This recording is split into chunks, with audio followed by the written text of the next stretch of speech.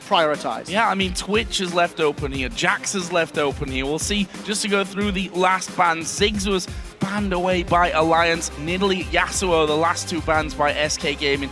And of course, Alliance have first pick here. The question is, do they go for Lee Sin? We already know that Lee Sin is right up there at the, in the top echelons of tier right now when it comes to picking up jungles. In fact, Shook has played in all but one game so far, and they will lock it in this time. So if Freddy wants to run Jax, Alliance have run Shyvana into Jax and beaten it. Yep. Go back to last week where Alliance just destroyed Soaz and Fnatic running that exact same matchup. SK, I think, were quite smart by leaving a lot of options open, but whatever champions they lock in, they need to play around them very effectively. If Alliance get a strong lead against Jax, which is what we were predicting early on, they could shut Freddy down. Thresh is still up. Twitch is still up, as you've highlighted. LeBlanc is still available. There are a lot of priority picks here for both of these teams, and we'll need to see where they're going to put their emphasis and what they feel they're confident in taking down their opponents with. So if we look through the games played for Enrated here as they are hovering over Leona. Morgana, Zyra, Leona. So he's not a player that's been going to Thresh very often, and when he did in the Spring Split, didn't impress us all that much, albeit just a few plays. However, his opposite number, Nif, has that Thresh available to him. We've seen that combo already between Nif and Shook on Lee Sin, where he's kicked him into the hooks, and they've been able to, I mean, yesterday was the prime example in the game against Millennium. 2 kills, the first 2 kills of the game came through combos from those two.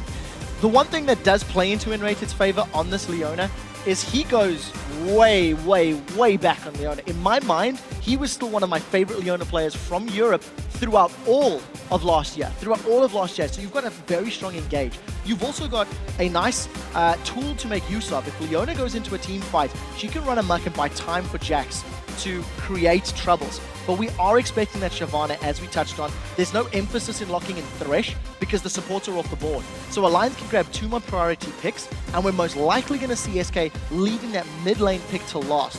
So the jungler now for Svenskeren, does he want Evelynn? Does he want Elise? You know, if it's going to be Orianna, that's a safe pick, but you're not really revealing anything and you're setting yourself up for a wombo combo. I'm not a massive fan of Orianna's in this meta at the moment. I prefer playmaking mid laners.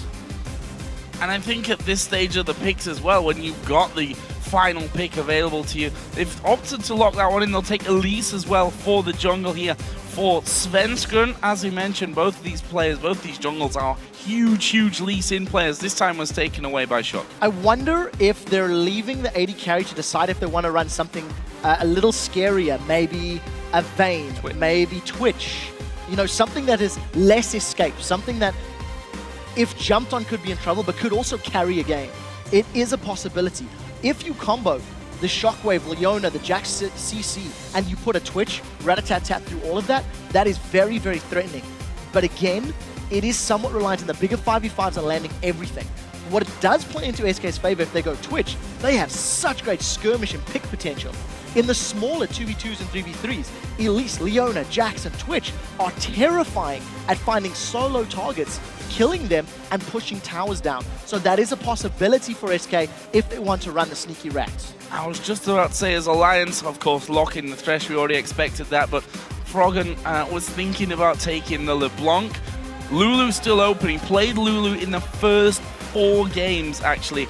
Sorry, not in the first 4 games. He played 3 games with Lulu after that, and looked pretty damn solid with that one. And it looks like SK are going to possibly go over to the Twitch, and there's a lock-in for it. So things happening here to maybe as we expected them to happen in the later stages of the picks. So it's the priority champions for, I think, both of these teams. There is just a lot of comfort all across the board. A lot of SK's 5v5 power will rely on Jezus getting good shockwaves. Jax and Twitch can do a whole lot in that situation, but they're all going in. There's not going to be a lot of peel or protection for Twitch. So in terms of, you know, the skirmishes, both of these teams actually have so much that they can do well. There is safe, reliable wave clear from that Orianna under towers. Lulu is going to do great at holding off waves. You've got Jax and Shyvana that are going to become split-pushing monsters, and you've got very good junglers that offer power at all stages of the game. The lane swaps is probably going to determine a very large portion of this game, and how well Alliance can control this Jax. The sooner Freddy hits that power plateau and that power spike, the more likely SK are to win this game. And we need to see if Alliance can delay or prevent that entirely. Well, now that the players have selected their teams, who do you guys think has the better lineup? Send us a tweet to @LOLesports with #ALLwin or #SKwin, and we'll check out the results shortly. See if that vote has swung any. It was 68%, I believe, in favor of Alliance from LOLesports.com. I do not think you can actually call this anything other than 50-50. Lulu's going to need time to ramp up, and because Lulu's not a game-winning champion, she can, you need your teammates to perform well. If Froggen makes a misplay, if somebody else gets caught out, all of a sudden all that power of Lulu is is removed. But it's the exact same story for Orianna. Orianna can win a game with a shockwave, but can also lose a game with a terrible shockwave. So there's a lot of importance on these mid laners to be in the right place at the right time and use their ultimates appropriately to help their teams out. Well, definitely a very exciting game in front of us. A game which will, of course, decide who finishes top of the table. Maybe getting a little bit ahead of myself there. We're only in week 2. Who goes top of the table here today for week 2? It is, of course, Alliance taking on SK Gaming. Will we see anything at level 1? Week 1 Super Week actually had a decent amount of level 1 action in it. Things have slowed down somewhat here in the second week, though. They have slowed down a little bit. Yesterday, our 4 games, we did see those trinket wards, mostly just resulting in either buff trades, or we even seen the odd sort of 4v0 push yesterday as well, going back to some early towers. I think SK Gaming will be looking for a lane swap. Shyvana can punish Jackson in 1v1, and Lucian and Thresh can punish a Twitch and Leona in that 2v2.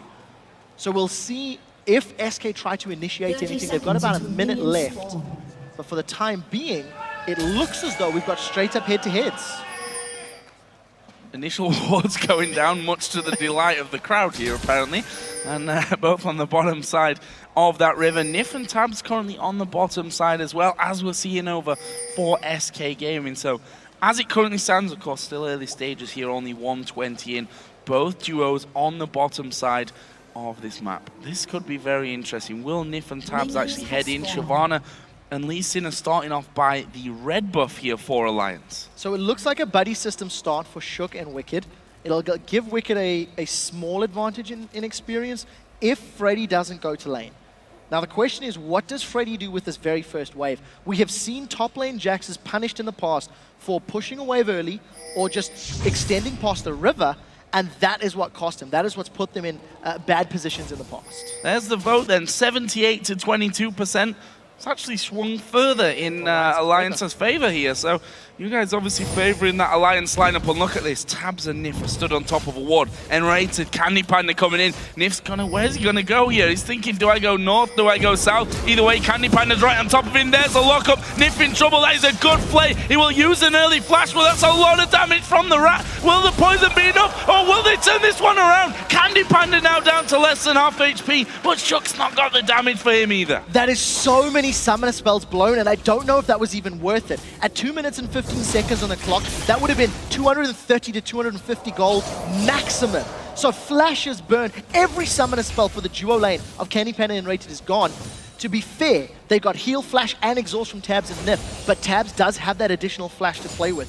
We need to see if Shook or Svenskeren can take advantage of no flashes or most flashes being down in this duo lane to come and get some early ganks in play. You have to feel that it's the somewhat easier target here when you look around the map, considering that those flashes are burn, all of them but Tabs, as you rightly said, and that's exactly what's going to happen. Look at this, Svenskeren already on his way down there. There's no wall to spot him out, so he's got into the brush. Now, I think the game plan from SK would have been for Svenskeren to focus this lane anyway.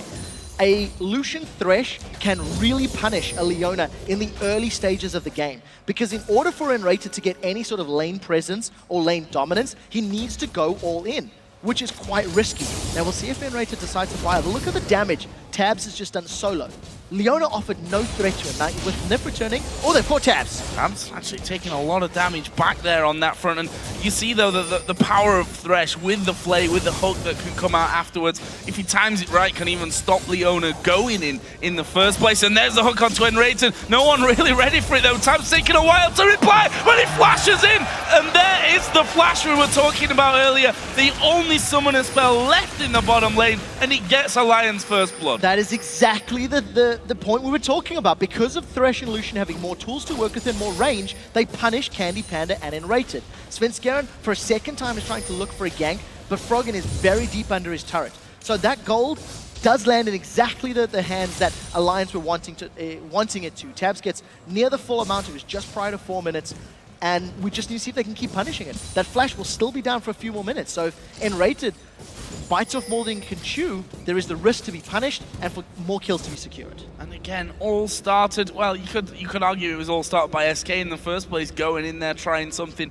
But it's Nif's hook that again proves so crucial for Alliance. He got first blood for them with a hook underneath the mid-tower yesterday onto Kerp, and this time around managing it on the bottom as Freddy now up at level 4, feeling a little bit more confident. He was slightly behind in CS, as you'd probably expect there from a low-level Jax, but he's going to start to get rolling quickly here. So that was a very good trade by Freddy. He's already been back once more than Wicked because of that second Doran's Blade. And if you compare their teleport cooldowns, Freddy's is longer. So Wicked is going to have the opportunity to impact another lane or potentially go for a dragon earlier than his opponent. We'll need to see how they make use of those teleports because it can be very, very game-changing.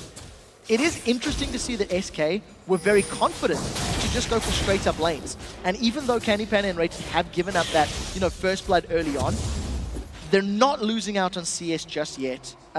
You see a Vamp Scepter's picked up by Candypan, so he's not too far behind those combat stats.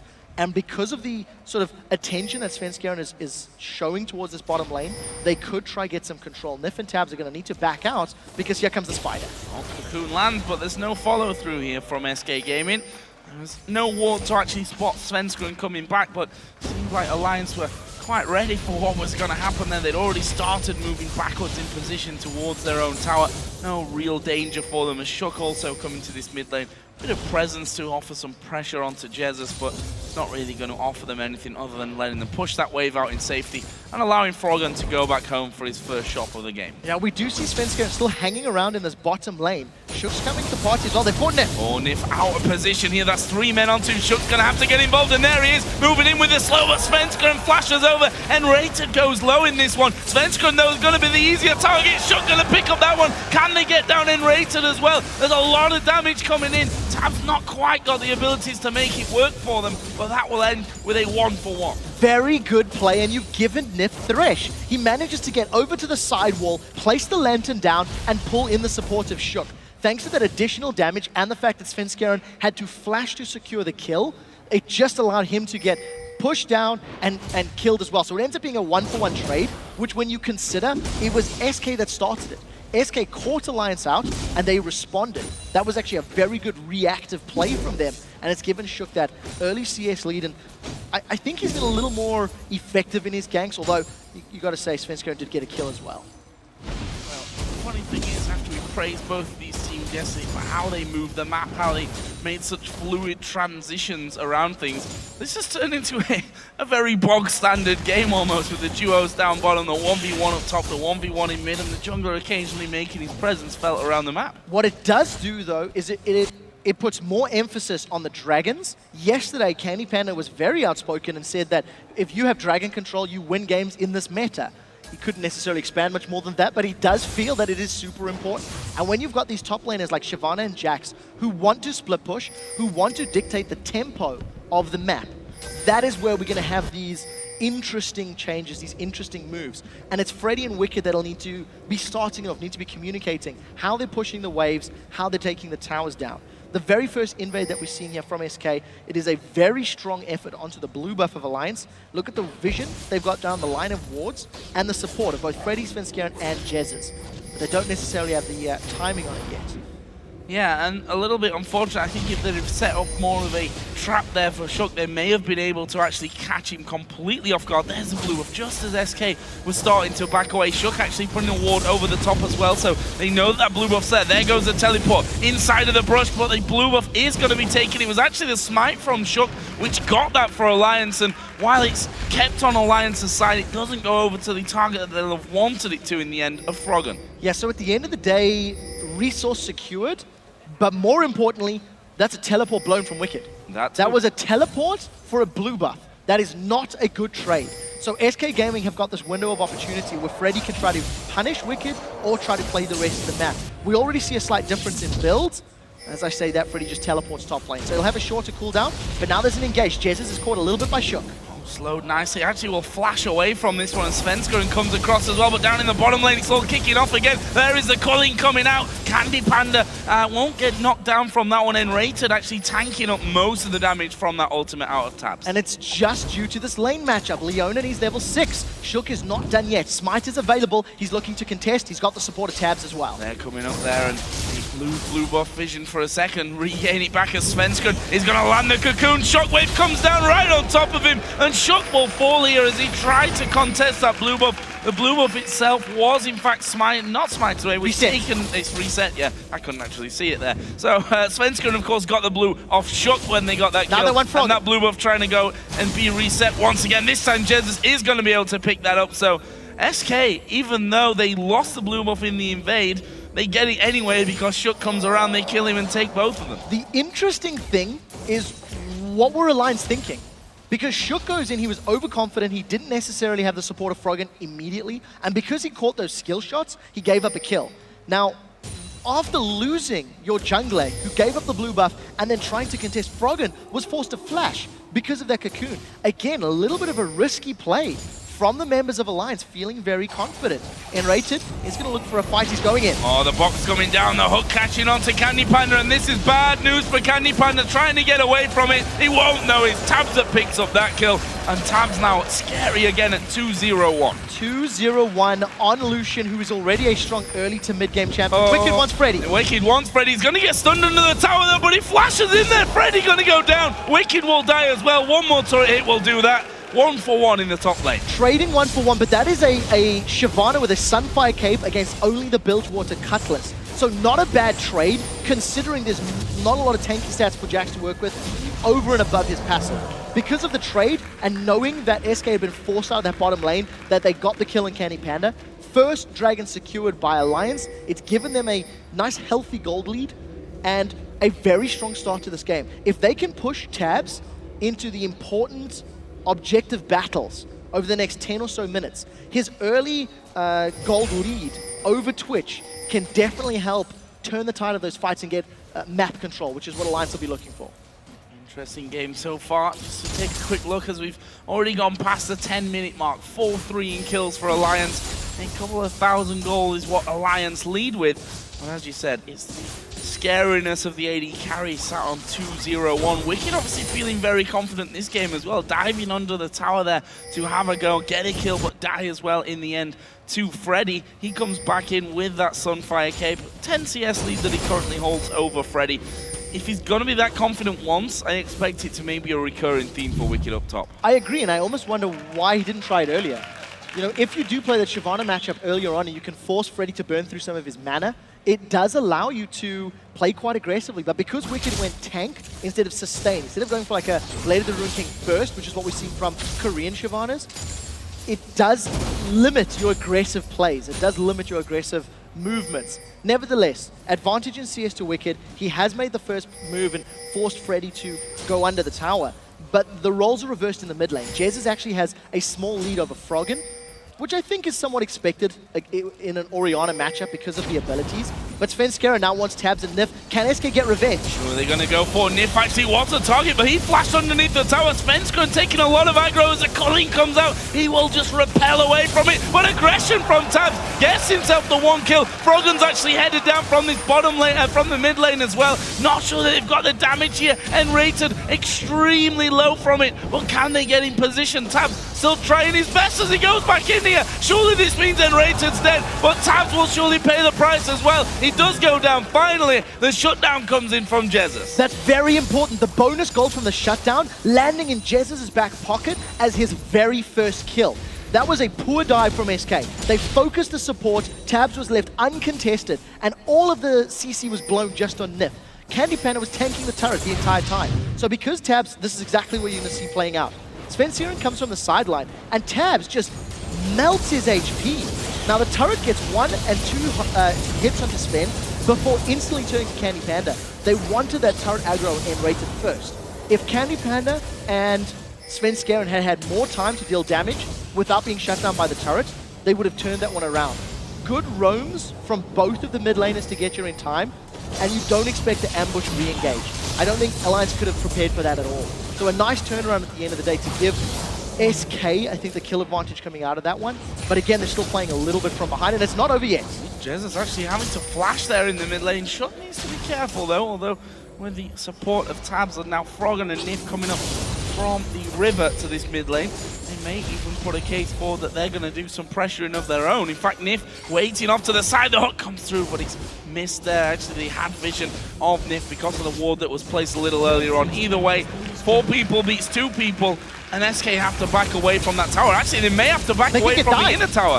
I think they can get stuck. Shook's gone in. He has gone in. There's a wild growth coming down, and they kill off Jesus. Repel's going to get you nowhere, I'm afraid. It's a double kill for Tabs. After being taken down earlier on in the bottom lane, he comes back up with another 2 big kills. They're tanking up now the inner turret in this mid lane. Between them swapping out the aggro, they'll get the kill on it as well. This is a massive advantage to Alliance. Their comp can do a little more earlier on because Orion's going to need some more of those items to get power, as is Jax, as is Twitch in many ways. And Alliance have got the kill advantage. They rotated earlier. They moved 4 members into that mid lane, and now they want to dive Candy Panda. They're going to try and dive him. The play comes in. He can't even see him there. That was a blind play onto Candy Panda. The hook doesn't land, and Rator's already gone in, but Alliance got nothing to lock him up with. They don't care, though. They wanted this turret. Kill would have been nice on top of it as well, but that is the 3rd turret of the game for Alliance down. Now, Alliance are doing a similar job to what Fnatic did yesterday against Gambit. They are moving around the map more effectively and at an earlier time. Now, this is the most difficult point of the game, to break those inner turrets. Alliance are going to need to group up and either catch SK unawares to find those picks, or just simply siege.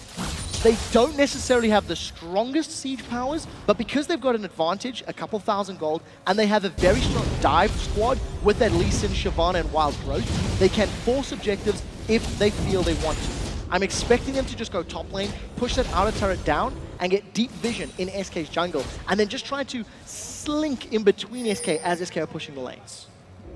3/4 of a minute until that dragon does come up. Froggen here pushing out that mid wave. Not much vision down on the bottom side of the map there, actually. We see just a couple on the curve brush. It looks like N-Rated maybe looking to get something down of his own with that sight stone that he has in as Nif finds himself a pink ward. However, that might find him a rat as well. No, Tabs is there, and he's pure presence there forcing away. However, the spider's coming in now as well. Nif going to get locked up, but Jesus also being fought in the middle, and by fought I mean destroyed. Froggen will get that kill, and look at this, they've turned it around in the bottom side as well, and Rated now super low. Cullen with the lantern taken, that's a good solar flare, but will he get them away? No! The Q at max range from Shook connects. Look at the timing there for Dragon as well. 2 men down for SK, and Alliance now get themselves the Dragon as well. 2 fights in a row that Alliance have pulled the trigger so quickly that the animation from Shockwave from Jez's is not enough to channel. They catch Jez's out of place, and Rated and SK felt that they were catching Nif. Unfortunately, they hadn't calculated where the rest of the members were.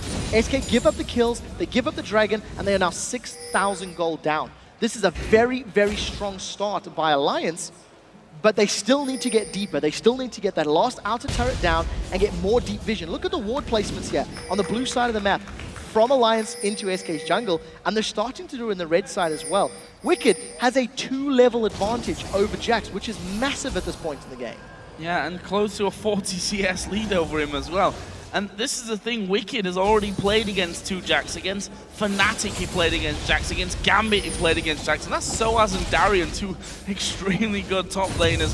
The fact is that he's doing it again here against Freddy, having the better time of it. Freddy's in so much trouble. There are 4 members of Alliance collapsing on him. Froggen is controlling the mid lane wave, preventing backup from coming in, and this is going to be a dead Jax. Didn't really need to tank it there, Wicked, as Freddy's going to get a stun off, but he doesn't catch Tabs. There is the kickback, and in the end, an easy kill for Alliance. They took a fair bit of damage, but let's be honest, Wicked did just walk in there and aggro it. Very good death sentence from Nif, once again landing it before the leap could come out. Froggen was doing the best he could to delay the minion wave, and he's not going to defend the tower.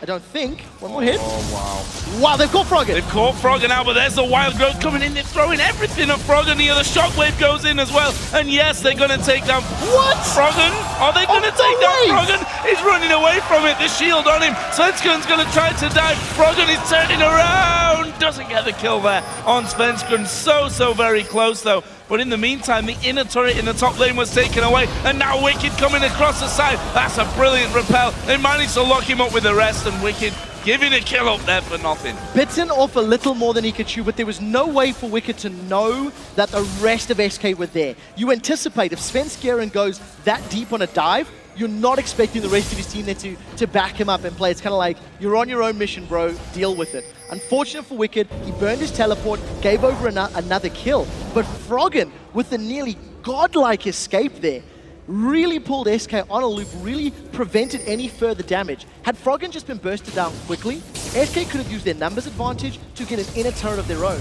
But because they chased the kill and because they couldn't kill him quickly enough, they lost both top towers just for that single kill.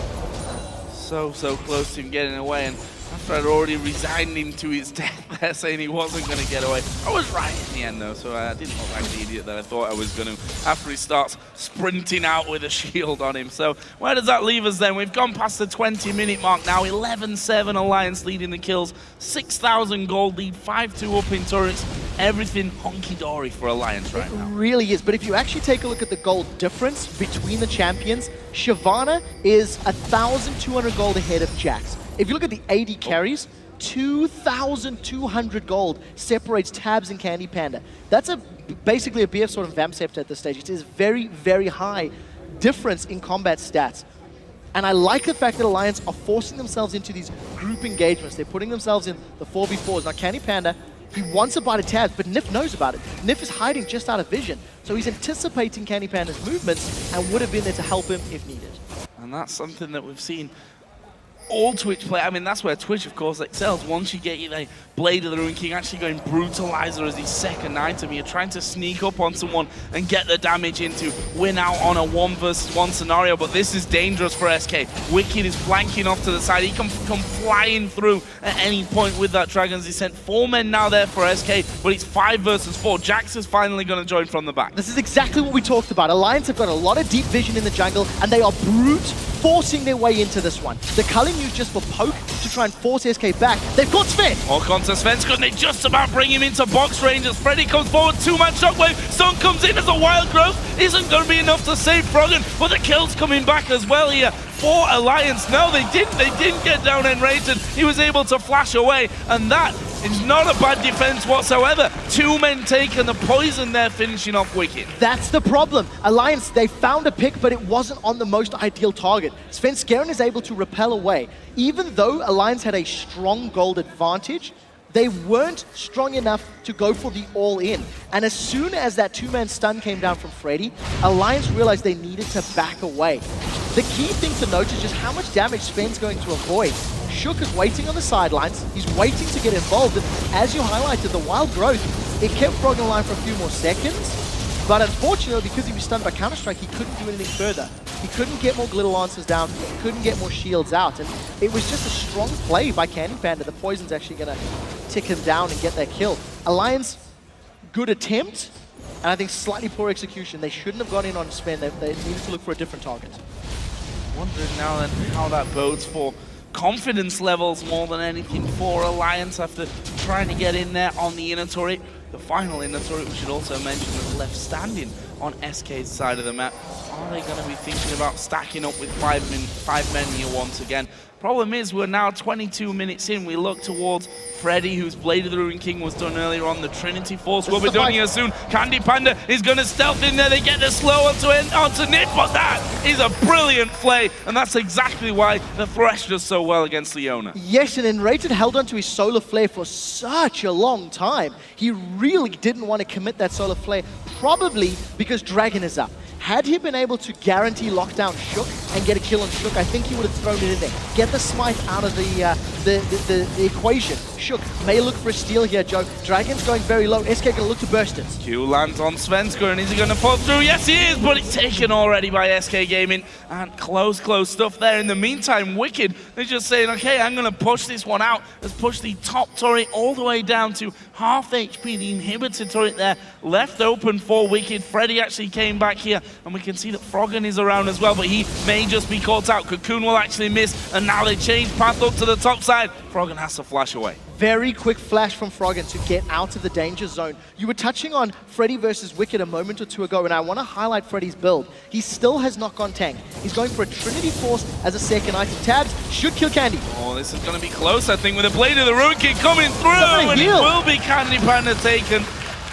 That Summon Heal making a difference in there, that's for sure. That Blade of the Ruin King helping things out, and the Ghost Blade as well, complete by Candy Panda. Two things. I didn't take into account the Summon Heal and the Blade of the Ruin King heal. It just gave him such a big chunk of HP. You've also got to remember the attack speed that he's going to get from the Ghost Blade. Candy Panda not only got the kill, but Wicked instantly responded with a teleport. By the time Wicked arrived, Tabs was dead. So now Wicked is without that teleport. SK have not made a very strong map-based play off of split pushing, off of teleport yet. But now we're getting to this point where Jax has his Trinity Force completed, has his Blade of the Ruin King completed. He should start to out-duel, I think, everybody except Wicked. And once he gets more tanky, he should eventually start overtaking Wicked as well. And that's the danger here from SK. And he said it right at the start about Orianna, the fact that a good shockwave wins you a game, a bad shockwave unfortunately loses you the game, and they're at that point right now. We saw it in the last fight, 2 men brought in, they ended up getting 2 kills in the end. If they can get Freddy into the right people with the ball on his head and Candy Panda spray and pray, through the entire team as well, if they can pile their entire combo together, then SK can still have this game. Yeah, I agree. This is by no means a done deal for Alliance. They've had a good job of controlling the blue buff. I think that's the second or third blue buff that they've put real concerted effort into securing and stealing away. And I do actually have a note that I'd love to hear from Deficio after this. Deficio was really praising Alliance's early game play yesterday, the way they pushed the map, the way they pushed minions. And I'd love to hear what his take is on this early game, because it looks as though Alliance and SK have just gone straight up, let's brawl, let's head-to-head in a straight-up fight, because the movement across the map, barring that 14-minute tower push, has been fairly standard, has been fairly run-of-the-mill here. Now Alliance, no teleport on Wicked, means he has to stick with his team, as you can notice, and it'll be up to Froggen to defend if SK ever get on the aggressive push. Plenty of armor there in with Wicked, but we saw how much damage Jesus is doing to him.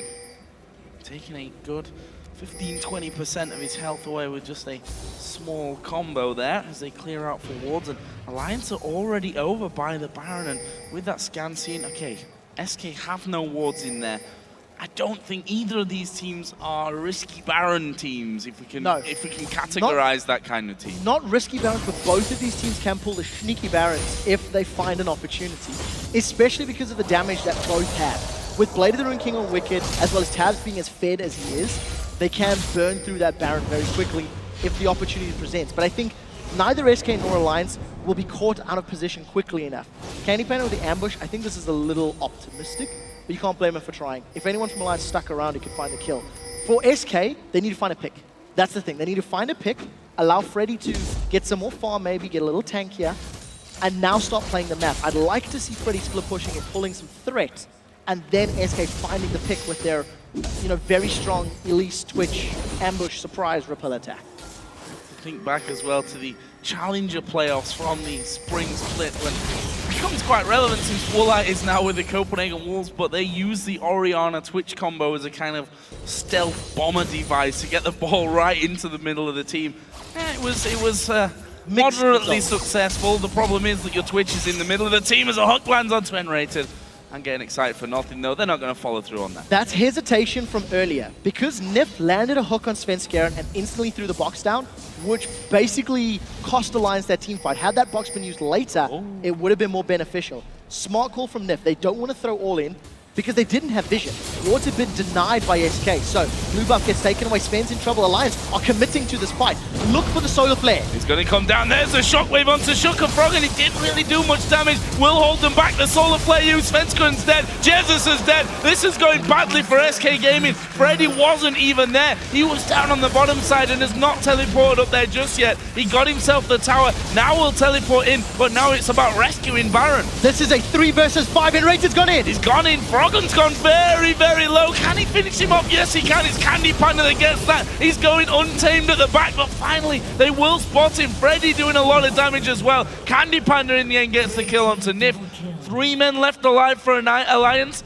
They've done enough to stop it. That's not bad. In a 3 versus 5 to end up trading 2 for 2. No, that was 2 for 1. And Rated got away with his life. That was a very good Baron defense from SK. But because they overcommitted on that blue steal, they didn't anticipate the hard engage from Alliance. The Baron, 3v5. Enrated has a pretty good engage, and because they burst down Froggen quickly, he can't get those shields, can't get those little answers. He just gets so zoned out by Enrated. And I think very good positional play from Candy Panda. It shows a mastery of Twitch.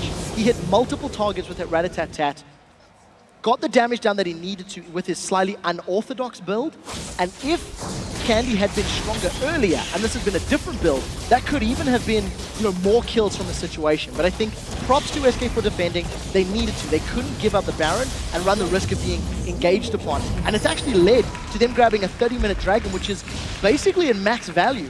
I mean, we're hitting average level 16s close to it. Yep. So that Dragon's going to be worth probably equal amounts of gold to Baron. So it's a very important objective this late in the game. Let's see what Alliance go for next. They'd already started to recongregate around that Baron area. They've got Tabs just pushing that mid wave back up. Wicked, of course, is off split pushing. He knows that Freddy will have to be drawn out to him. Can stop the teleport from happening, but you've got to keep eyes on Wicked that entire time, as Baron, as I said, is now warded up. Pink ward there for Alliance as a ward over, a couple of wards over from SK Gaming that have already been spotted, but they're playing this one very, very cautiously. They are, but Alliance have the cards to play with. Because Freddy doesn't have that teleport, I keep going back to it because I think both of these team comps can win the game based on how their top laners split push. Freddy will now need a couple of minutes before he can rejoin that fight. And he's got the makings of a Randian's Omen, so look at this. He can 1v1 Wicked with no problems. He's gone all in. He is absolutely hammering Wicked here, who did have his ultimate available, and getting him low is probably the best way to stop him, number one, going top, or number two, being as effective up there as another ward comes in. Will Alliance start things off now? Will they risk this one? They're looking for the hook. The hook comes through. No one lands it. And Enrage just walking away from that, and from Froggen, who came speeding out of that Tribush. And it's all about getting the gold here and keeping control of that vision. Once again, Wicked healing up from the fountain has gone back towards the bottom. Freddy's already started walking up. Freddy and SK are anticipating a Baron move. And because Freddy doesn't have that teleport, he needs to engage. None of the key pick abilities are landing. Zenith isn't connecting, Hook isn't connecting, but the moment it does, you can sure as hell guarantee that the team is going to go in. At this point, it is still a little risky for SK. I think if they don't land multi-man ultimates, they do run the risk of being run over, especially because of the mobility that Shyvana, Lee Sin, and Lulu offer. But for the time being, SK have found it. They've got those 2- and 3-man ultis, and Alliance are going to be the ones to pull the trigger. Colleen coming through, half of Svenskun's health gone, not really what they would have been hoping for with that one, but it looks like they're going to go for his solar flare, slow in a couple at the back, but it's Nif that's been focused down. The rat-a-tat-tat coming through from Candy Panda, and now Wicked going to be the focus. Cocoon lands, will that be the end of him? Stun up from Freddy, Wicked does get his ulti off, and there is Wild Growth. Not enough to keep him alive though. SK have got 5 men still up, and they're going to go down mid. They're going to look for towers. Alliance were 2 split up. Freddy did such a good job of zoning Wicked from that mid lane. He pushed Wicked away, and the rest of SK then started the engage. So tower is secured for SK. It looks like they've set their sights on the inhibitor. There's a lot of beefiness, and they do have those spiderlings to tank up. Decide to back away because of the fact there are 3 members of Alliance standing, and it actually looks like a bottom inner turret is available. But I think the story of that fight is really just Freddy zoning Wicked, preventing that front line of Alliance being super, super impactful. And Alliance had like a 2-2-1 split there. 2 towards the top off of Baron, 2 towards that blue buff entry, and of course Wicked joining the party very, very late. Games don't get much closer than this here. 33 minutes in, 5 all-in turrets, 14 all-in kills. The goal for this stage of the game, pretty much even. There's 1,000 gold between them, which is really nothing. However, recalls here from SK. Alliance are going to go for the sneaky Baron. They need to get more damage on you and quicker. 1/3 of it's been lost. I think SK, I think they're going to be too late. I don't think they can make it. Alliance, they lose the fight. They lose 2 towers, but they grab themselves Baron. We are in for a hell of a game. With Baron buff up, I think the bonus stats that would give Alliance should give them confidence in team fights. It also tends to put a pause on your opponent's team. You don't tend to see teams engaging on a Baron up squad unless they're 100% confident on their engage.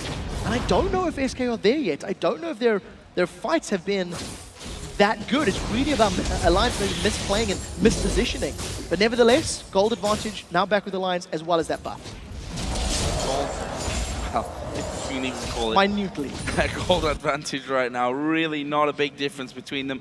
See here, Candy Panda now got a Zeal and a BF sword added in, so not quite sure where he's going to be finishing off first on that front. He wants to He's, however, going to stealth in, and Tabs has already started to back away from him. He's like, no, I'm not going to get caught out by the rat once again. Candy Panda will even recall in the brush without being spotted there in the end. But as you said, Alliance, Baron Buffon, SK, do they want to fight? Probably not unless they get a clear opportunity where Candy Panda gets to jump on someone and maybe has some backup. From Alliance's side of things, fight's not exactly gone smoothly for them up until now. Even with Baron Buffon for them, they're probably going to be very, very wary too. I think so too, and I think Alliance just need to have their core unit tighter knit. They need to be grouped more effectively. And this has been such an interesting game from the consideration that it's like going back a couple of metas.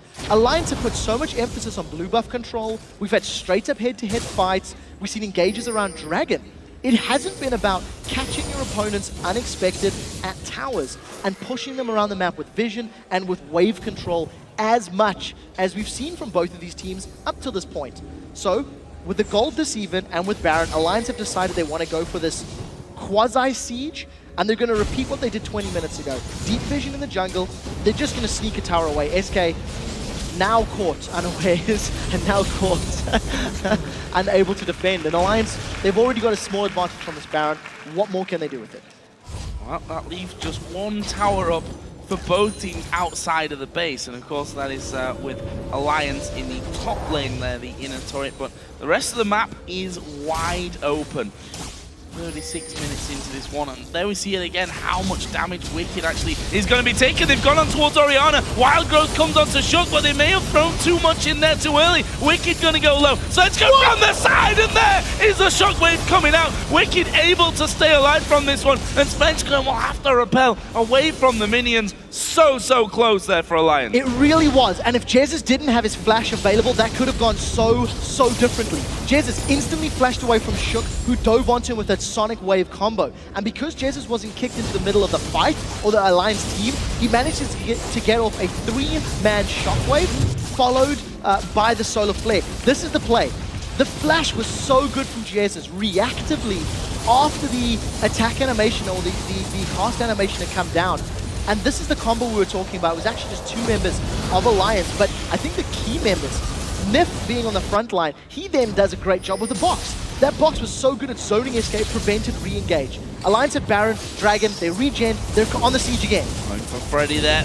Jax not really tanky enough to be taking too much damage still at this point, and thought it may have done a little bit more damage than it did the Cullen, but at the end of the day, still damage done there, and Alliance looking for an opening on this one. And we see something that we kind of looked away from here from this Alliance team. We saw it there on Wicked, that when you see the Summoner heal coming, shields from Nif with you know, the face of the mountain, with the Mikhail's heal coming in there, and the cleanse from that one. There's a lot to keep Wicked alive when he actually dives into the middle of the team. There really is, but the problem is Alliance haven't been able to catch SK in the right positions. The 2 times and 3 times we've seen Alliance trying to force those fights in the bottom lane turret, they sort of overcommitted to that dive, didn't use their ultimates or their abilities ideally, and unfortunately lost the engage. The mid lane fight that just happened, that was Shook making an aggressive play. It didn't work out because it was flash trade for flash trade at the end of the day, but it could have. It could have been very good, and I think Alliance, they just need to try and pull SK. They need to pull SK towards them and then pull the trigger. They were trying to do it around Baron. SK played very patiently, very controlled, and they didn't make the mistakes that Alliance may be used to seeing from other teams. And I think that's a key to note. Alliance can use this tactic against some of the other squads in the LCS, but SK are just simply not putting themselves in that position at this stage. And that's where it really tests how good Alliance actually are right now. how they're going to break through SK Gaming. We're almost at the 40-minute point of this game as they have a bit of a war over wards side of the Wraith Rush there on SK's side of the map. Baron's up in 1 3/4 minutes, which something tells me that it's going to be danced around once again here. Definitely. 4 sweeping trinkets on both sides. And considering we've already seen the extended Baron dance from these teams, it all depends on who gets caught out of position. It really, really does depend on which team makes a misplay in team fights. Because Wicked and Freddy, I don't think they've made a concerted effort to split push. We've seen them pushing waves, but they haven't really been committing to that role. They've been needing to stick with their team for the most part. Freddy does have teleport available, so we're going to see him start now. But the question is, does he TP in super quickly, or is he going to actually commit to this? Because it hasn't been the focus, I think, for both of these teams. It's just little bits here and there. You have to wonder as well, if they end up split pushing, Wicked, yes, he can follow Freddy in. Would it be even more valuable for Wicked to keep Freddy out of the fight completely and let the rest of them do the damage there? We'll have to see about that one. There's the kills. 56 kills in 4 games just in. There's 28 kills in this game already. Shows you how high scoring this game was and maybe how low scoring and efficient the teams were that won yesterday. It's a difference in styles. This game reminds me of a Season 2 and an early Season 3 game where it was all about team fights. It was 5v5s. It's like, look, bro, let's lane for 20 minutes and then get in your face. Yesterday, it was Season 4. Yesterday was 2014. It's like, look, I don't need to fight you to take towers. I just need wards, I need faster team play and better decision making. And that to me is what's so interesting about this matchup. These two teams who are famed for their macro and their lane swapping and their minion wave management had just gone, come on, fists up, get the gloves on, and let's go head to head. Alliance were winning, SK's pulled it back, and Candy Panda is so scary, he gets played away. Played away, Box actually going down. Wicked's going to dive right in there, trying to get onto Candy Panda. They hook Freddy as well, but this is a mess. This is a very, very messy fight. Shook in the middle of them, going to try and kick Candy Panda back. Does do that. They're going to take him down. The AD carry's dead. Elise will repel. Jesus is burning. Froggen gets that one, and that is 2 men down. The mid laner, the AD carry, and now the jungler down here for SK Gaming. Alliance will surely want to win the game here. They've got so much damage and so much tankiness, they can get onto the Nexus turrets. You have to question, what was Candy Panda doing going through that area of the map? Ran the risk of being caught out, did get caught out. It's all on Enrated and Freddy. They've got so little to work with, but the Nexus turrets are down. I think Alliance have done it. There's surely no way that those two can hold on to this one. We see them retreating off into the fountain as if to say, let's not give up any more points in this one. And it will be Alliance that break through after 41 minutes. A hard-fought match for them. Well, they take the victory over SK and go top of the European LCS. 5-1 after 2 weeks. A very stark contrast to the 2 and 4 from the spring split. And more importantly, Alliance have demonstrated an ability to win in a multitude of ways. They can win by towers, they can win by team fights, they can win early, they can win late. And that was a very good performance considering how much pressure they were under in that mid game. You have to wonder though about that last move, if you can really call it a move at the end there. It was all a very, very messy scenario for SK Game. We saw that they spotted Candy Panda, the flay came out, Box instantly went down. They tried to keep him alive, throwing the face of the mountain shield onto him, but Shook got in behind him, and that's the key. The kick threw him against the wall. And once you lose your AD carry, we saw that Jesus off to the side was already completely destroyed. Froggen finished off that one, and those are the 2 players in your team that have to be there. You go back to the Baron.